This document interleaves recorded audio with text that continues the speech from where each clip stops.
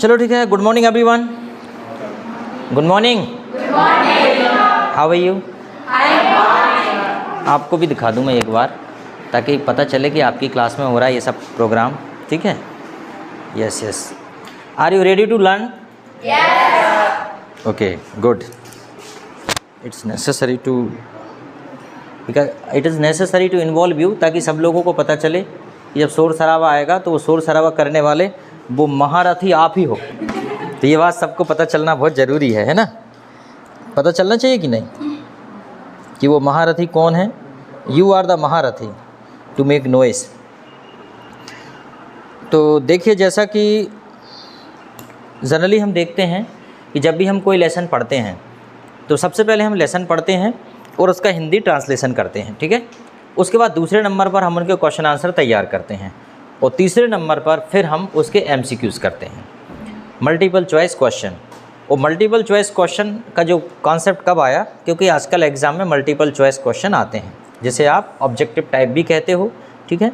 अच्छा, ये fill in the blank के फॉर्म में भी आ सकते हैं और 4 ऑप्शन, लेकिन वो कह रहे हैं कि पूरे फिर भी नहीं बदलेंगे। जो मल्टीपल चॉइस क्वेश्चन अभी 32 आते थे, थोड़े से कम हो जाएंगे। ठीक है? तो आर यू रेडी? तो क्वेश्चन नंबर 1 है हमारा, for the last 2 years when did all the bad news come from? मतलब पिछले 2 वर्षों में सबसे ज़्यादा जो ख़राब न्यूज़ है वो कहाँ से आई हैं? बैड न्यूज़ कहाँ से आई हैं? देखो, the bulletin board, town hall, school और एम हेमेल्स हाउस। तो कहाँ से आई हैं? Bulletin board. तो इसका जो करेक्ट ऑप्शन क्या है? The bad news comes from bulletin board. कहाँ से आई हैं? The bulletin board. बस यही तो करना है। अगला है, who asked Franz not to hurry to school? किसने फ्रांज को कहा था कि स्कूल के लिए दौड़ धूप नहीं करना? किसने कहा था? Old Hauser, farmer mayor, farmer mayor या फार्मर पोस्ट मास्टर या ब्लैक स्मिथ वॉचर? किसने कहा था? Black Smith watcher. किसने कहा था? ब्लैक स्मिथ वॉचर ने कहा था। ब्लैक स्मिथ मतलब एक मिल में काम करने वाला, लोहे की मिल में काम करने वाला एक वॉचमैन, या वॉचमैन को क्या बोलते हैं हिंदी में? चौकीदार। उसने, यही है ना? चौकीदार ने हैमिल से, उससे कहा था, चौकीदार ने फ्रांस से कि रुक जा बेटा, आराम से चल जा, अभी बहुत टाइम है तेरे को। ठीक है? ये बात है। अगला है, what was M Hamel going to question Franz about? बताइए कि एम हैमिल फ्रांज से किस विषय पर सवाल करने वाले थे? क्या पूछने वाले थे? पार्टिसिपल। क्या पूछने वाले थे? पार्टिसिपल पूछने वाले थे। अब ये क्या है, आपको कहीं नोट करने की आवश्यकता नहीं है, कॉपी नहीं भरना, बस जब भी इच्छा हो वीडियो उठा के देख मारना, ख़त्म बात। ठीक है? अगला है, फिर तीसरा है। ठीक है? चौथा है, what was unusual about M Hamel's dress? Mr Hamel जो टीचर थे, उनकी ड्रेस में क्या अनयूजुअल था? क्या बात अलग थी? Something was unusual. क्या था? उन्होंने क्या क्लीन क्लॉथ पहने थे? क्या उन्होंने ब्रांड न्यू आउटफिट के, नए ब्रांड के कपड़े पहने थे? या उन्होंने प्राइज डे में जो कपड़े पहनते हैं वो पहने थे? या उन्होंने कोई ट्रेडिशनल फ्रेंच क्लॉथ पहने थे? अक्सर उन्होंने वो ड्रेस पहनी थी जो प्राइज डे में पहनते हैं। ठीक है? तो बोर क्लॉथ ही बोर ऑन प्राइज डे। ठीक है? ये कहाँ तक कवर कर रहा है हमको? यहाँ तक कर रहा है, यहाँ तक कर रहा है ना? यहाँ तक कर रहा है, यहाँ तक कर रहा है ना? थोड़ा वो नीचे होना चाहिए कि ठीक है, सफिशिएंट है ना? चेहरा चेहरा आ जाए और क्या, हाथ तो आ रहा है ना? ठीक ठीक, ओके ओके। दोनों क्या रहता है कि अगर आप बिना चेहरा दिखाए वीडियो बना दो तो उसका उतना इम्प्रेशन नहीं पड़ता है। ठीक है? इसलिए ज़रूरी है कि जब भी आप वीडियो बनाएं तो थोड़ा सा उसमें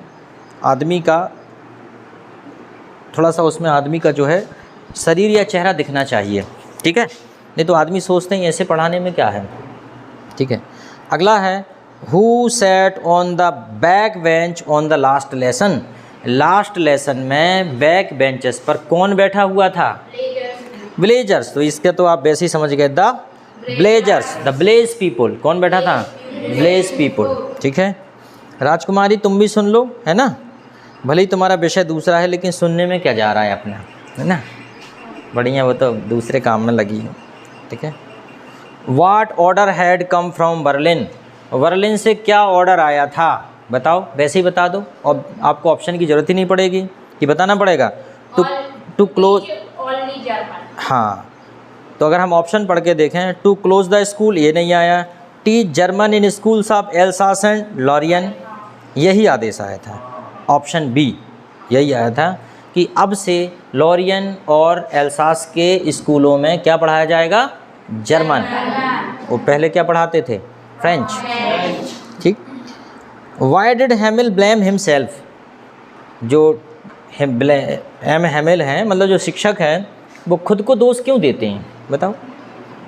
देखो पढ़ने से समझ में आ जाएगा। Not having taught them enough French, उनको ज़्यादा फ्रेंच ना पढ़ाने के कारण। नॉट बीइंग स्ट्रिक्ट, कठोर ना होने के कारण।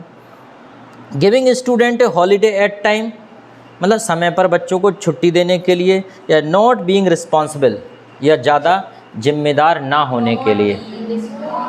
नहीं, not having taught them enough French, उन्हें ज़्यादा फ्रेंच ना पढ़ाने के लिए, क्योंकि रिस्पॉन्सिबल है वो टीचर, जिम्मेदार भी है, सब चीज़ भी है उसके अंदर, है ना, सिर्फ उसने फ्रेंच ज़्यादा नहीं पढ़ाई उनकी, ठीक है। क्योंकि यहाँ पे जो बात है वो अक्सर लैंग्वेज के ऊपर ही बात हो रही है। क्वेश्चन नंबर नेक्स्ट है, आपको ये बिल्कुल नोट्स बनाने की आवश्यकता नहीं है। कहाँ तक नोट्स बनाओगे, बहुत सारे हैं, हो सकता है परीक्षा तक मैं कुछ और नए MCQs और बता दूँ आपको, बहुत ज़्यादा हो जाएंगे, इसलिए।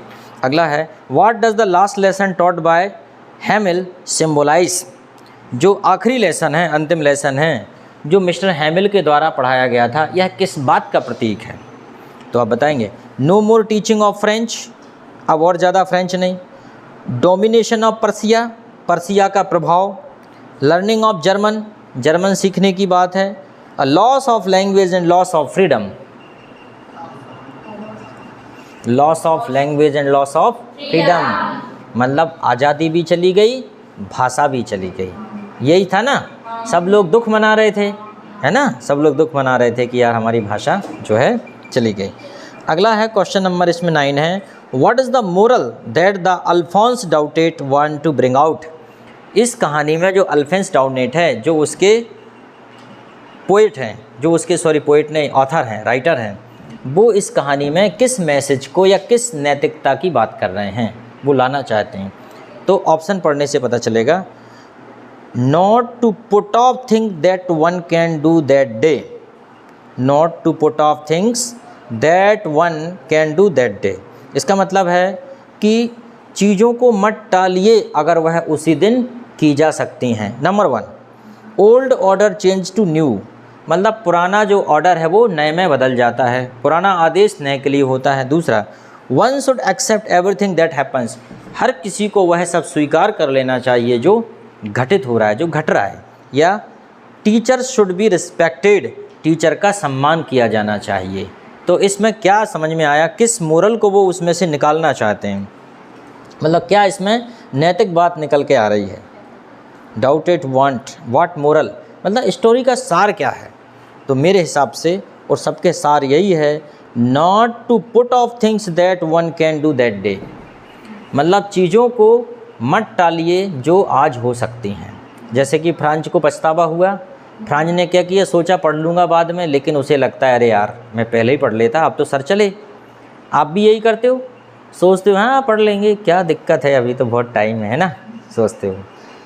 पर ऐसा नहीं है, क्योंकि कहते हैं ना कि जब समझ होती है तो समय नहीं बचता, जब समय होता है तो समझ नहीं होती, और जब समझ होती है तो समय नहीं होता। तो वही बात है कि समझ तो हो जाएगी लेकिन फिर समय नहीं होगा। कहते हैं सही समय पर लिया गया सही निर्णय ही सही निर्णय होता है, और गलत समय पर लिया गया सही निर्णय भी गलत निर्णय हो जाता है। आपका सही समय है तो आपके निर्णय भी सही होने चाहिए। जब आप बड़े हो जाओगे आपका समय सही नहीं रहेगा, भले ही निर्णय कितना भी सही हो, गलत समय पर लिया गया सही निर्णय। अच्छा, और एक और बात है, सही समय पर लिया गया गलत निर्णय भी गलत निर्णय होता है, मतलब समय और निर्णय का कॉम्बिनेशन हमेशा होना चाहिए। ठीक है, ये बार बार कह रहे हैं चिल्ला चिल्ला के द लास्ट लेसन में। ठीक है, अगला है, बहुत सारे हैं इसमें, लेकिन ज़्यादा पढ़ना चाहिए कि कम पढ़ना चाहिए बताओ। ज़्यादा पढ़ना चाहिए।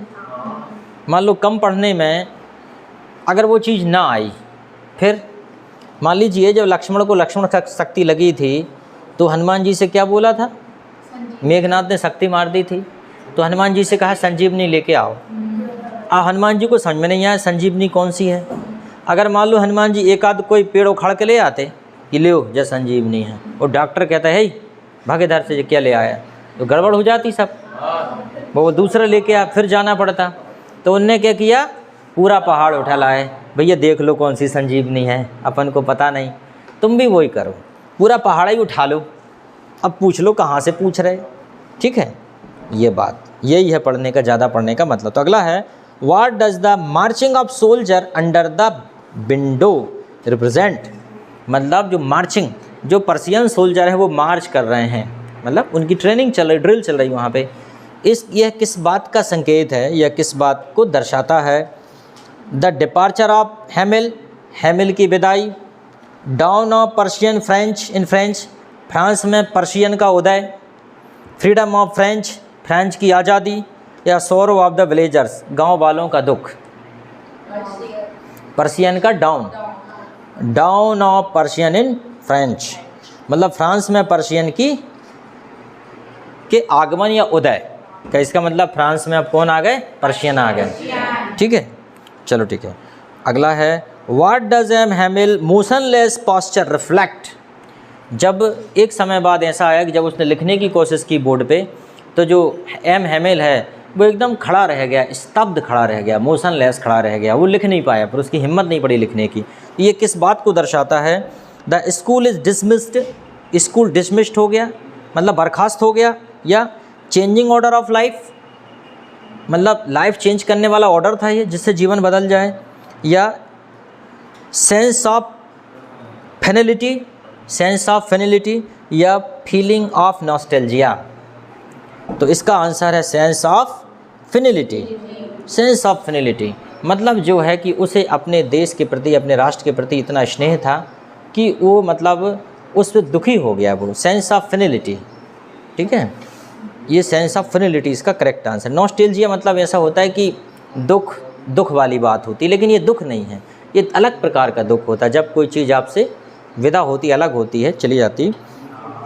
आगे है what does M Hamel, why does M Hamel blame the parent. माता पिता को एम हैमिल क्यों ब्लेम करते हैं? बाद में मेहनत करना पड़ेगा, अभी कर लो, ठीक है ना। अच्छा एक बात बताइए, आपका शरीर ज़्यादा मजबूत कब रहेगा, अभी या बुढ़ापे में? अभी मेहनत कर लोगे तो मजदूरी नहीं करनी पड़ेगी, और नहीं तो अभी नहीं करोगे तो सब लोग पता चला कि सोफ़ा पे बैठ के पेपर पढ़ रहे हैं, अखबार पढ़ रहे हैं, टीवी देख रहे हैं, और तुम लोग पता चला कि मजदूरी करने जा रहे हैं। ठीक है, तो ये सब पूरा खेल है। ठीक है, यहाँ पे जिसने जितनी मेहनत कर ली, जैसे अपन ने देखा होगा, ये प्रयोग आपने अक्सर आसपास देखते रहते हो, गमले में 2 पेड़ लगाते हैं एक साथ, आप रोज़ उसमें पानी डालते हो, लेकिन एक पेड़ मजबूत हो जाता है, एक कमज़ोर रह जाता है। क्यों रह जाता है कमज़ोर? क्या आपने उसके ऊपर कोई कसर करी है? क्या आपने उससे बेईमानी की है? नहीं की। क्या आपने उसे अलग से खाद दिया था? नहीं दिया था। लेकिन फिर एक मोटा एक पतला पेड़ कैसे रह गया? क्योंकि उसने अपने जीवन में ज़्यादा प्रयास किए हैं, उसने ज़्यादा खाद को कंज्यूम किया है। इसी प्रकार अगर कोई ईश्वर या भगवान कुछ है भी, तो क्या वो है आपके साथ अन्याय करता है क्या? उसने सबको समान बनाया है, सबको समान अवसर दिए हैं, बस फ़र्क ये है कि हम उन अवसरों का लाभ नहीं ले पाते। हमें मौके मिलते हैं बहुत, हम लाभ नहीं ले पाते, और उस वजह से फिर हम बाद में पछताते, परिस्थितियों को कोसते हैं कि ऐसा नहीं था, वैसा नहीं था। ये मत सोचो आपके घर में क्या है क्या नहीं है, स्कूल में क्या है क्या नहीं है, बस अपने आप ही इस देश का नागरिक समझो। एक घर से मत जोड़ो अपने आप को। आपकी आइडेंटिटी ये नहीं होना चाहिए कि आप यादव हैं, आप पटेल हैं, आप कुर्मी हैं, आप फलाना ठिकाना, ये नहीं।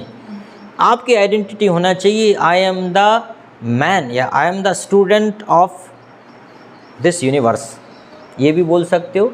इंडिया काफ़ी है, और बड़ा दायरा करना है तो I am the person of this world, मैं इस दुनिया का आदमी हूँ, और मेरा जो दायरा है वो दुनिया है।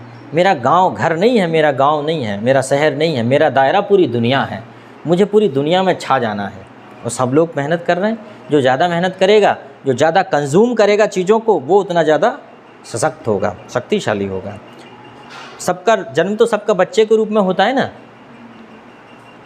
कोई जन्म से महान होता है क्या? सभी कर्म से महान होते हैं। बस तो फिर तो कर्म से महान बन सकते हो ना आप। कितनी संभावना, अपार संभावनाएं भरी पड़ी हैं जन्म से महान होने की। तो वही बात है, क्या है, तुम्हें बताने के चक्कर में वीडियो लंबा और हो जाता है, इसलिए मैं चाहता हूँ कि ये सब चीज़ें ना बताऊँ तो ठीक है। फिर तुम खैर उतना स्किप कर देना, फॉरवर्ड कर देना उधर से ना, एक आध क्वेश्चन मत छोड़ देना। लेकिन तो मिस्टर जो हैमिल है वो पेरेंट्स को क्यों दोष देते हैं? M Hamel, they preferred children to work in farm, क्योंकि वह बच्चों से खेत में काम करवाते हैं। क्या ये ऑप्शन सही है? यही सही है। They prefer children to work in farms, वो बच्चों से खेत में काम करवाते हैं कि जिससे कुछ और 2 पैसे आएंगे। ठीक है, वो स्कूल नहीं भेजते। और अक्सर यहाँ भी ऐसा होता है, थोड़ा सा बच्चे पेरेंट्स लालच में बह जाते हैं। अगर बच्चा कह दे मम्मी या पापा हम चलें धान लगवा देंगे, तो वो बोलेंगे हाँ ठीक है चल, अभी स्कूल में पढ़ाई भी नहीं हो रही ज़्यादा, मैं अभी मोबाइल ले लूँगा, सोच रहा हूँ बहुत दिन से, पिछले साल नहीं ले पाया था, ठीक है चल, खुद कमा लो खुद ले लो। बच्चे पैसे कमा के सबसे पहले मोबाइल पे धावा बोलते हैं। चिंता की बात है, जबकि अगर पेरेंट्स ये सोचेंगे नहीं बेटा तुम्हें कुछ भी नहीं करना, ठीक है, तुम तो बस पढ़ो। लेकिन वो भी क्या करें, वो भी आकर्षित होते हैं बेचारे, मोबाइल देखते हैं आसपास, तो उन्हें भी चाहिए।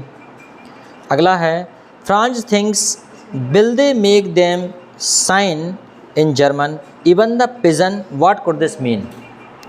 वो कह रहा है फ्रांज, क्या जर्मन यहाँ पे एक sign, when they make them sign in German will they make them sign in German, क्या वो जर्मन में साइन करेंगे?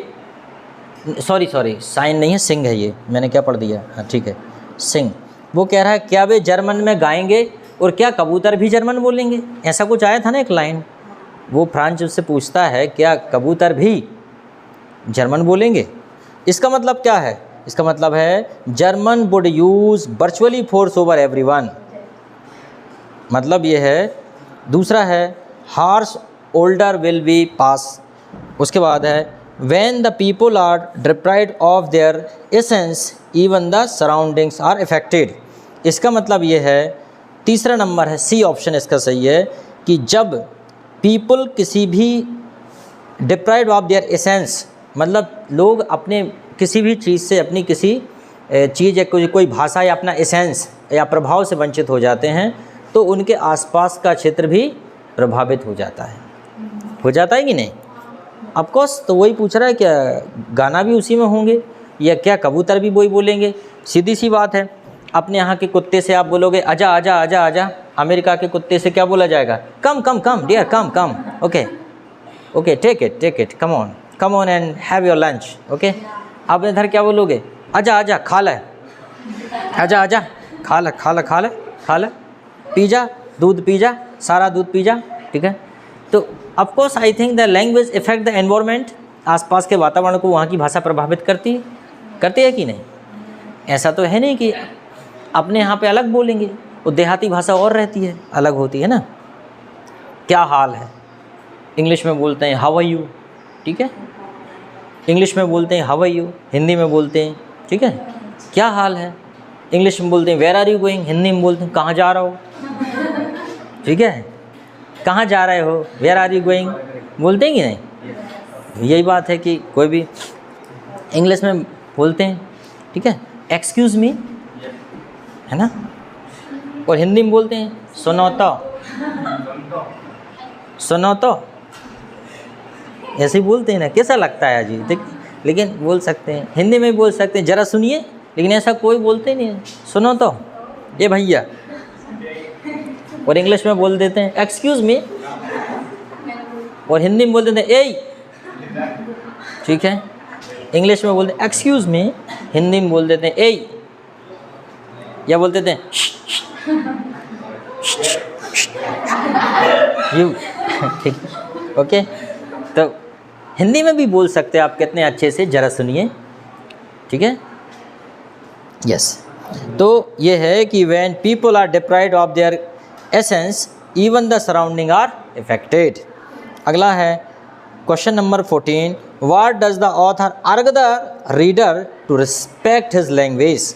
Why does the author urge the reader to respect his language, मतलब जो लेखक है वो क्यों लोगों से निवेदन करता है हाथ जोड़ के कि भैया अपनी भाषा का सम्मान करो, वो क्यों कहता है ऐसा? Is what makes you respect your country man, it is what make you respect your country man, मतलब ये इसलिए कि ये अपने देश के लोगों का सम्मान करने के लिए। It is the key to freedom, यह आज़ादी की कुंजी है। You can express yourself, तुम अपने आप को अभिव्यक्त कर सकते हो। या it is unique and reflects literature and art, आज़ादी की कुंजी है, अपन ने पढ़ा था। It is the key to freedom, कोई भी भाषा आपकी आज़ादी की कुंजी है। भाषा समझने से व्यक्ति में एक अपनापन आता है। भाषावादी, अलग अलग भाषावादी लोग भी अलग अलग व्यवहार करते हैं या अलग अलग अपनी यूनिटी बना लेते हैं। अपने देश में कितने प्रकार की भाषाएं बोली जाती हैं, कई बार भाषा पे से ही लड़ाई हो जाती है। अभी तमिल में कहीं हो गया था। तो ये अपनी की टू अवर फ्रीडम, ये हमारी आज़ादी की है। देख लेते हैं, थोड़े और बचे। M Hamel is introduce as a ruler wielding teacher, this demonstrated that, एक रूलर वेल्डिंग टीचर है, यह किस बात को दर्शाता है? He is concern, he is adamant, he is unfeeling, he is a hard task master. तो क्या बोलेंगे? The introduce as a ruler wielding teacher, ruler wielding teacher मतलब रूलर की दम पे पढ़ाने वाला टीचर। तो इसे क्या बोलेंगे? ही इज़ एडमंट, जिद्दी है। ही इज़ कंसर्न, ये नहीं होगा। ही इज़ अनफीलिंग या he is a hard task master, इसे he is a hard task master ये होगा कि भाई थोड़ा सा हार्ड टास्क मास्टर है वो, मतलब हार्डली अपने टास्क को पूरा करवाता है। कैसे याद नहीं हुआ? ठीक है, पहले बच्चों को बहुत मारते थे और बच्चे घर में शिकायत कर देते, घर वाले और ज़्यादा मारते थे, और दूसरे दिन स्कूल में आके बोलते थे माँ साहब जी कसर न रहे, जा खूब मारियो। पढ़ाने की नहीं बोलते थे कि पढ़ाने भी नहीं, माँ साहब जी जा खूब मारियो, जो हमारी बिल्कुल नहीं सुनता। तो मास्टर बोलता था ठीक है बेटा अब रुक जा, और तेरे बाप से भी परमिशन मिल गई अब तो। लेकिन आजकल क्या है, बच्चों को थोड़ा बहुत डांट पीट दो, मम्मी पापा से कह देते हैं, मम्मी पापा आ जाते हैं और वो कहते हैं हमारा बेटा बिल्कुल ना पढ़े, लेकिन माँ साहब उसे मानना नहीं। हालांकि ऐसा आज तक नहीं हुआ हमारे साथ, ऐसा नहीं है। गार्जियन आज भी अच्छे हैं, चाहते हैं बच्चे का भविष्य बने, पर फिर भी ऐसा एक कहा जाता है। M Hamel emerge as a when he teaches his last lesson, Mr Hamel emerge as when he teaches his last lesson. ठीक है, मतलब जो है कि जब मिस्टर हैमिल पढ़ाता है लास्ट लेसन, इमर्ज का मतलब होता है एक प्रकार से परिदृश्य होना या परिलक्षित होना या दिखना या महसूस होना। तो कैसा नज़र आता है एम हैमिल जब अपना लास्ट लेसन वो पढ़ाता है? तो देखो, meek person, true patriot, repentant man या डिफीटेड द मैन। कैसा? नहीं, देखो मीक पर्सन भी नहीं होगा, ट्रू पैट्रियोट एक सच्चा देशभक्त। कैसा? True patriot. भाई उनमें हम ये कहें कि रिपेंटेंट मैन, पछतावा वाला आदमी नहीं है वो, या डिफ्लेक्टेड मैन या डिफीटेड मैन, हारा हुआ आदमी भी जैसा प्रतीत नहीं होते वो, तो वो कैसे होते हैं? क्या बताया था हमने? ट्रू पैट्रियोट, सच्चा देशभक्त। ठीक है, उसके बाद है question number 17, what was Franz banking on to enter the class as he was late? Banking on to enter the class as he was late, जब फ्रांज लेट हो जाता है तो वह क्लास में जाने के लिए क्या करता है? Banking on to enter the class. ठीक है, तो क्या करता है वो, कैसे जाता है वो क्लास में? M Hamel teaching on the black board, commotion in the class, या Hauser helping him sneak in, या to quickly walk in when the everyone was the preoccupied with participle.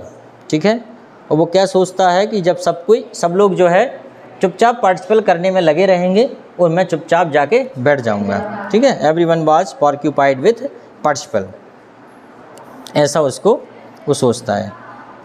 अगला है question number 18, which district came under the Persian rule? Persian rule के अंदर कौन कौन से district आए थे? Alsace Berlin, Berlin and Lorraine, Alsace and Lorraine, the southern district of France. Alsace and Lorraine. ठीक, ये ऑप्शन सी इसका सही है, बात नहीं करो पीछे। ठीक है, Franz looked for opportunity to skip school to what? जो फ्रांस है वो क्यों स्कूल को छोड़ता है, स्किप करता है, कौन सा अवसर तलाशने के लिए, क्या देखने के लिए? तो देखिए, वर्क ऑन मिल में काम करने के लिए, गो फिशिंग मछली के लिए पकड़ने के लिए जाने के लिए, वाटर द प्लांट पौधों में पानी देने के लिए, या कलेक्ट बर्ड्स एग्स या पक्षियों के अंडे इकट्ठे करने में, यही करता है वो, कलेक्ट बर्ड्स एग्स, पक्षियों के अंडे इकट्ठे करने में, उसमें लिखा है लेसन में, ठीक है, कलेक्ट बर्ड्स एग्स, वो भी यही करता है कि कलेक्ट बर्ड्स एग्स। बच्चे भी यही करते फिरते हैं, अपने यहाँ के गिरगिट मारते फिरते हैं, है ना, गांव के बच्चे, वो उन्हें अलग अलग काम रहता है। स्कूल नहीं जाएंगे तो क्या करेंगे, गिरगिट पकड़ेंगे, उसको फंदे में फंसा लेंगे, है ना, कई बार तो बेचारे को पटक पटक के मार देते हैं। कान पकड़ के कुत्ते को चेक करते हैं, मतलब चोर तो नहीं है ना, यस। तो सब ऐसा नहीं, स्कूल नहीं जाते, यही सब काम करते हैं। अगर कुत्ता काई काई बोले तो चोर नहीं है, और नहीं बोला तो चोर है। अब कई बार कुत्ते को जो है दर्द नहीं होता कई बार, तो ये अजीबोगरीब कारनामे यहाँ देखने मिलते हैं गांव के कल्चर में, है ना। कुछ नहीं तो बैठे बैठे मेंढक को ही पत्थर मार रहे हैं, लग गया। अरे तुम्हें तो लग गया, उससे तो पूछो उसका क्या हाल हुआ। मतलब मेंढकी को लग गया, फिर वो मेंढक को जाके बताती होगी, स्वामी किसी ने हमें बहुत मारा आज पत्थर से। वो सोचा रुक जा हरामखोर को मैं भी देखता हूँ। हम लोग जानवरों को छेड़ते रहते हैं, हमें बड़ा आनंद आता है, निशान लगा के मारते हैं, टप लग गया, ठीक है। तो ये नहीं करना चाहिए आपको, है ना। चलो अगला है बाईवाला, ये क्या है, सॉरी, बिवाला फ्रांस became an बाइबला, है ना, बाइबला, हाँ, बाइबला France became a emotional evidence of Hamel, sadness and patriotism, finality and depression, and nostalgia and emotional outburst, love for the school and teaching as a profession। तो बताइए उसने क्या बोला, sadness and patriotism, देशभक्ति, दुख और देशभक्ति। उसने बाइबला फ्रांस, मतलब फ्रांस जिंदाबाद, क्या व्हाट, तो उसने यही बोला, सैडनेस एंड पैट्रियटिज्म, ठीक है। ये तो ठीक है, ये ख़त्म हो गया है आपका लेसन यहाँ पे। अब हम अगले लेसन को पढ़ेंगे।